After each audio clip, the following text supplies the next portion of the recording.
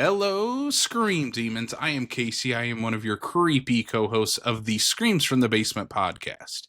If you haven't heard yet, Screams from the Basement is covering Fantastic Fest 2025 remotely right here from the basement. We will be interviewing filmmakers and doing film reviews the entire week of the festival. Be on the lookout for daily episodes in your podcast feeds and check out screamsfromthebasement.com for written reviews on the films being screened. On today's episode, we are joined by guest Brooke H. Cellars, the writer, editor, and director of The Cramps, a period piece. As the title might suggest, The Cramps is a vibrant, coming-of-age story set in the 1960s about a young woman experiencing horrifying menstrual cramps as she sets out to fulfill her dream of working in a hair salon with a cast of downright kooky characters. It's equal parts John Waters, Mario Bava, and Federico Fellini. Brooke and Sam have a spirited discussion about the influences of the film, the cast that brought her wild characters to life, and getting that 1960s aesthetic just right.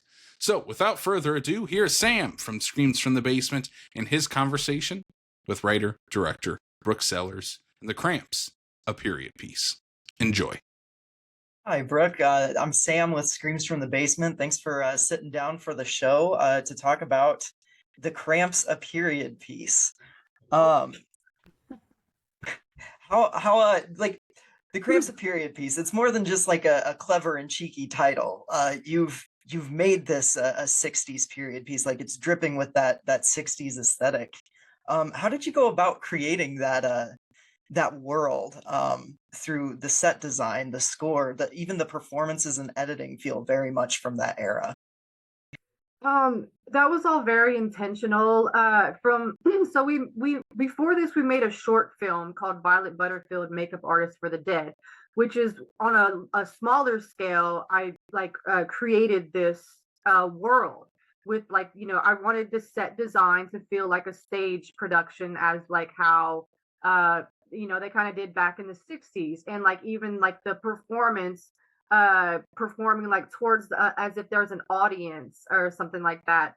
Like I always see those in older movies, and like the colors and like the dreamlike feel of like the surreal films from the '60s is like what I wanted to create in my own kind of period piece, even though like it's more ambiguous than actually 1960s. It's just like a world all its own. And I wanted to, and then like that's the first time my director of photography, Levi Porter, convinced me to shoot on film. And we did it on 16 millimeter for Violet. So like, and when we did The Cramps, I know I wanted to do what we did for Violet Butterfield on a larger scale. And like, that's what we did, like to bring that world, into that on a feature. So Yeah.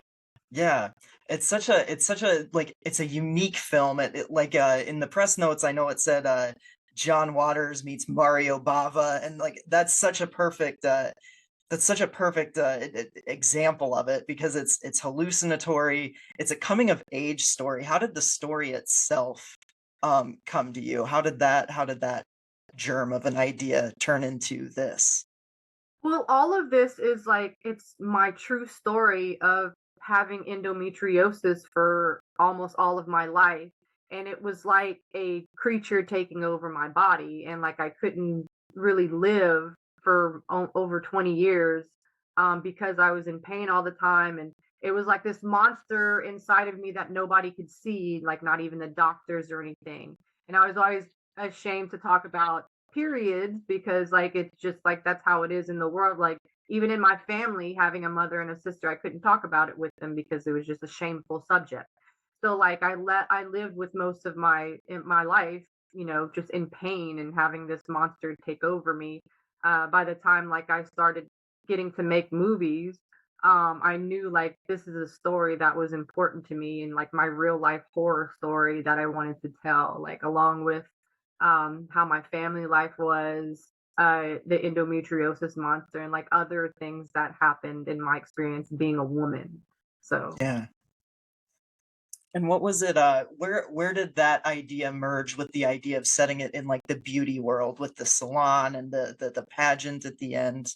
Where did those 2 ideas meet in that process? so I thought it was like kind of funny to bring in these kind of so since it's like a horrors of being a woman, I thought it would be funny to like bring in this world like the beauty salon. You see a beauty salon, it's like, it's a place where women get their haircut. And most stylists are like women, especially back in the day. And in like making movies, the people that were working on the movies that were women were like, makeup and hair and like our wardrobe, like in these positions that are made for women like to do. So I thought it would be funny to have like the beauty salon, a world of women, be like the sinful place to go to. Like the mother was like, "How could you work in a beauty salon?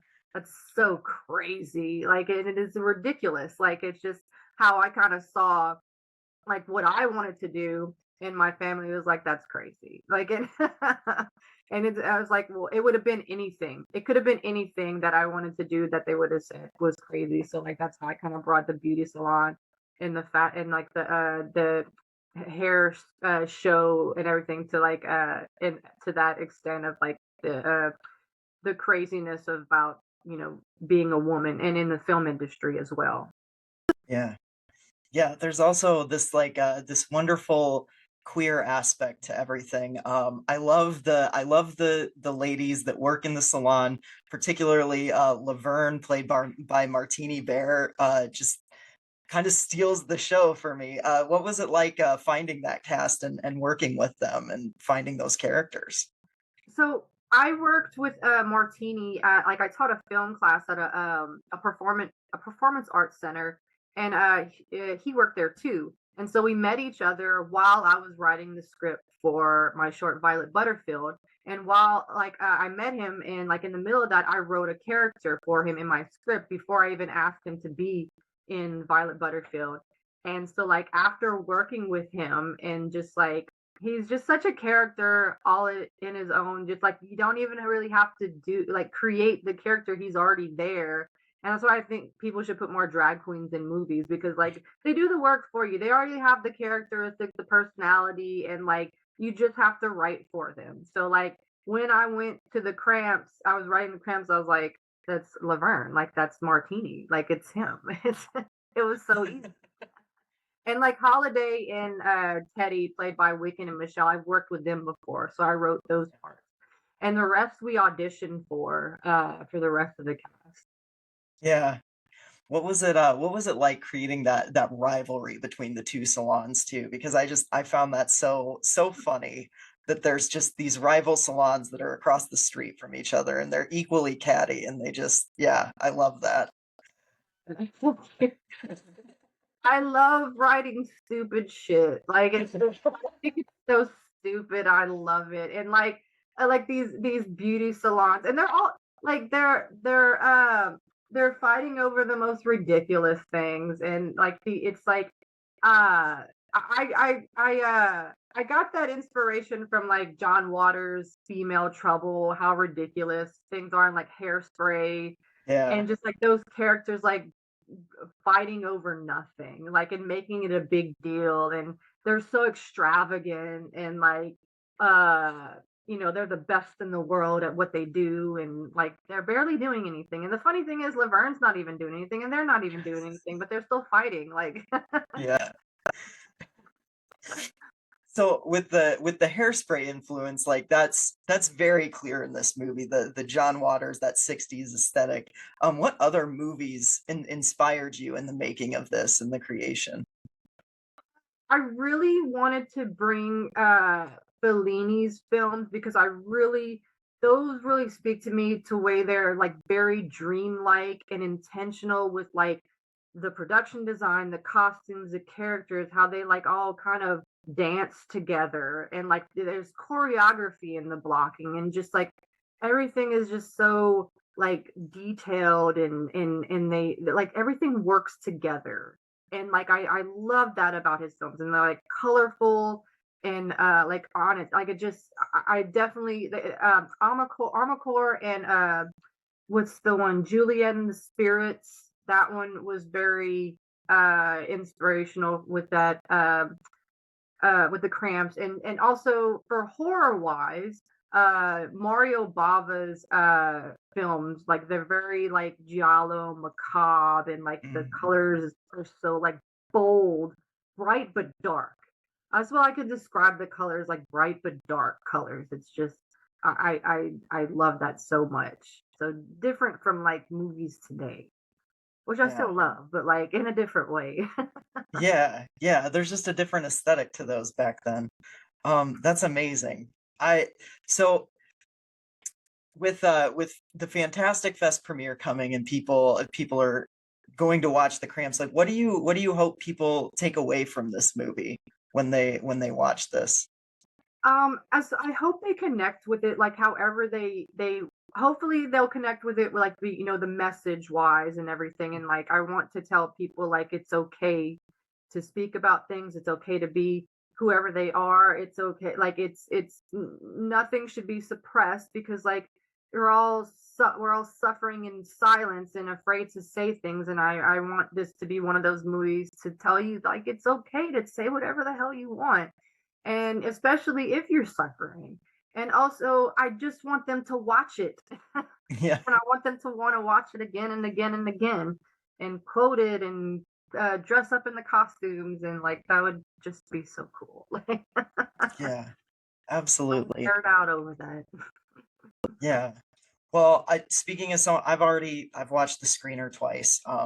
I really loved it. So yeah, congratulations on the movie. I can't wait for Fantastic Fest to have that screening and the public reacting to it. Like I'm really excited to see how people react to this one. So Me too. yeah.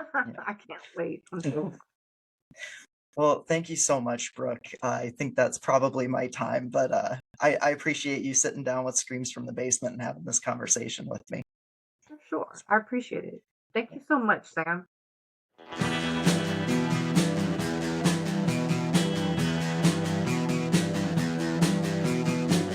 You're listening to the Prescribed Films Podcast Network, home to hundreds of hours of free podcast entertainment.